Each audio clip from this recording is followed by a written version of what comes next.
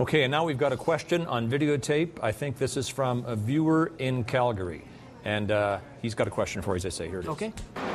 Hi, Craig. This is Jerome from Calgary. I'm just wondering, when you first got to Calgary, how long did it take you to realize that on a 3-on-2 or a 2-on-1, that dumping wasn't your best option? I think that took me... that might have been Jerome again, but we're not sure. Yeah, I think, I think someone sitting next to me with a number 12 jersey said, "Hey, kid, we don't dump it here." I go, "Hey, I'm a lot older than you. I just look younger." Yeah, the story is when you got here, what, 01 from St. Louis? Yeah. One of your first shifts with Iginla, you gain the red line, you dump it in.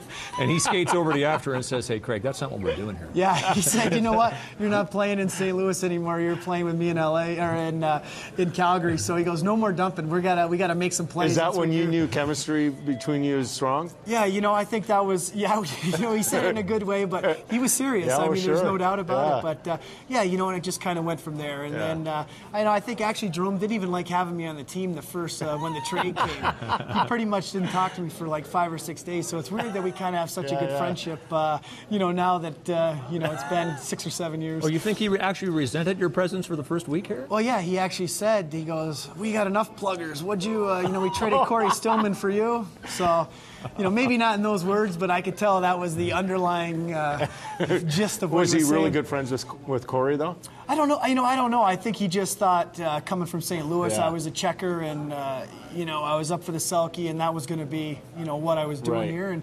I got lucky enough. Mark Savard got hurt in a game in Detroit, and I got to play with Jerome, and we instantly, we started scoring some goals, and then I think Jerome had like 20 goals in 20 games. So then I was like, "Oh, this is great. I'm never giving this spot up." Well, then in 02, you helped him win the Art Ross Trophy. So what was he saying then?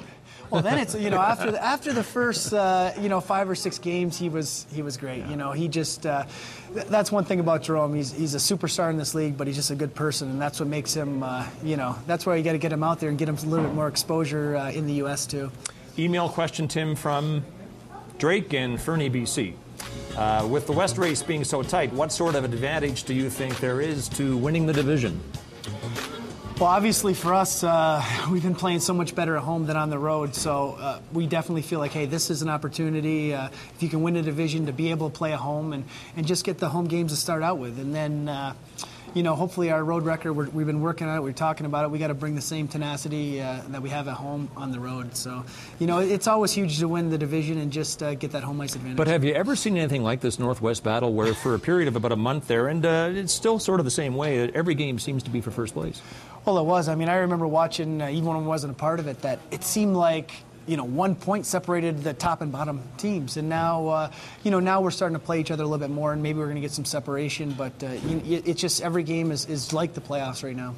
How do you make sure that when you bring up your poor road record, that doesn't become the focus, and then you always instantly think that something bad is going to happen? Like, I know I was on a team one time, and I started letting in some goals early, and the coach kept bringing it up, and that's all I could think about. It was the first thought in my mind. Yeah, you just have to go out, and I think it just takes a couple wins, a nice win on the road, like go to Colorado, get a win, and that's those are the type of things you have to build on, get some momentum. Okay, you've had some bad road games, and you haven't won a lot of them, but if you can start to, get on a little streak, especially come hit your stride come playoff time, that's what you need to do.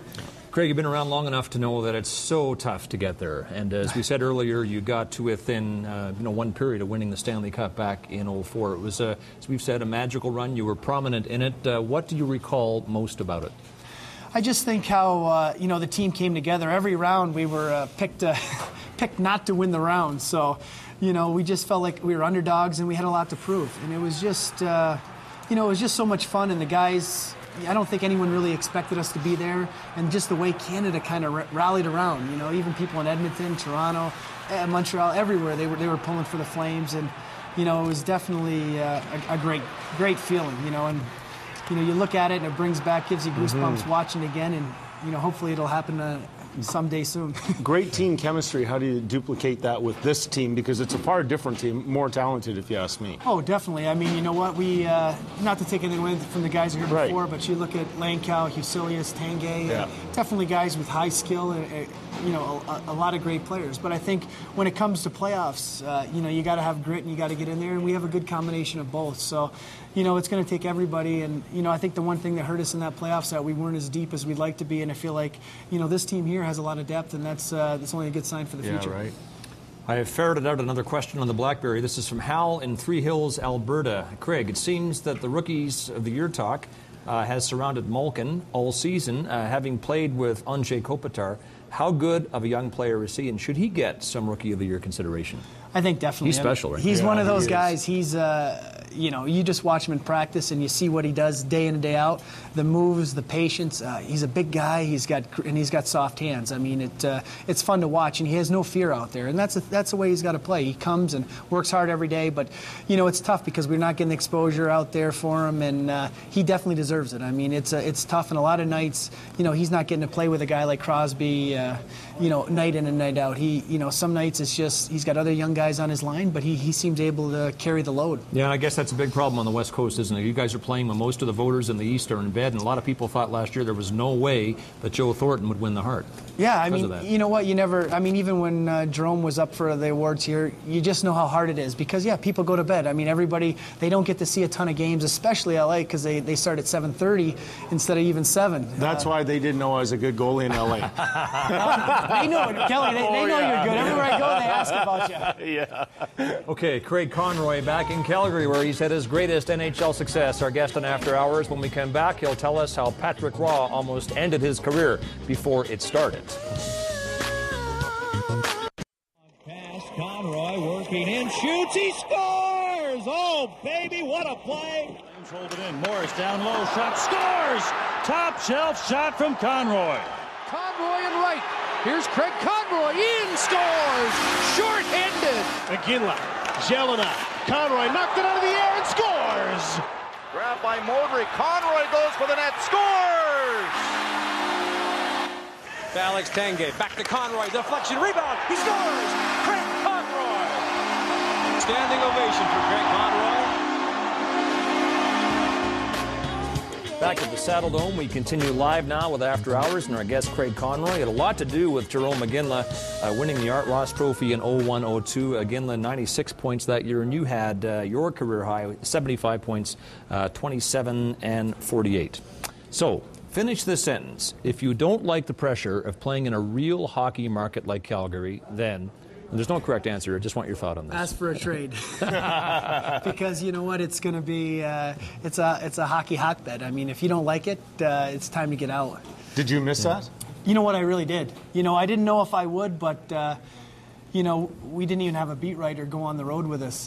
You know, not that it matters, but definitely when you pick up the paper and you lose, you feel like, you know, you're sad because, you know what, you let the whole city down. But it doesn't quite feel like that when I was in LA. Well, I know the whole city here was abuzz because the next day, when I heard on the radio anyways that you had shown up in a Tim Hortons and everybody was calling and saying, I saw Craig Conroy, so clearly it's a different expectation here. Well, yeah, I mean, I got on the radio and they had a song about me, and you know, just the whole thing. It was fun. I mean, to come back and to get the reception that I got. Yeah. That's what was made the song? It fun for me. What was the song? I wish I could sing it, but was it on Mike Richards' yeah, show? Oh, yeah. Oh, okay. Yeah, so it was great, though. You know, it was pretty exciting. And you know what? One of his compositions. He's very creative. Oh, he's great. Yeah, it was great. My kids got it on the, you know, you can get everything over the internet now. So they said, Dad, they got a song about you. So well, what I'm getting at here, though, and Kelly is as well, is that you can play in a degree of anonymity in a market like Los Angeles, and to a certain extent St. Louis, where you were for 4 years as well. But it's wholly different here. You're expected to be in the community, whether it's dropping your kids off at school, going to the grocery store, making charity appearances. Everybody wants to talk hockey with you. But I'm guessing you're okay with that. Yeah, for me, I love it. I mean, you know what? I don't have a problem sitting there. They want to talk about it, talk about the game, good or bad. You know, that's what it's about. It's about, you know, if people appreciate what you do, it means that much more to me. And you know, I love talking about hockey. There's, you know, I could stay here for even a couple with hours. your family. You know what? My girls, they don't care. I got 3 daughters, and. Well, by the way, before you go any further, this is the junior reporter that the Flames have featured through a contest, I think, with the radio station. And I'm not sure of her name, but you talked to her this morning, or she interviewed you for a while this morning. Well, yeah, she did a great job. I told Peter Marr he better watch out. And so should Kelly and I. Yeah, he might lose his job. She did a great job. It was it was a lot of fun, and she had some well prepared. She had a lot of good questions, and I think she was having a good time.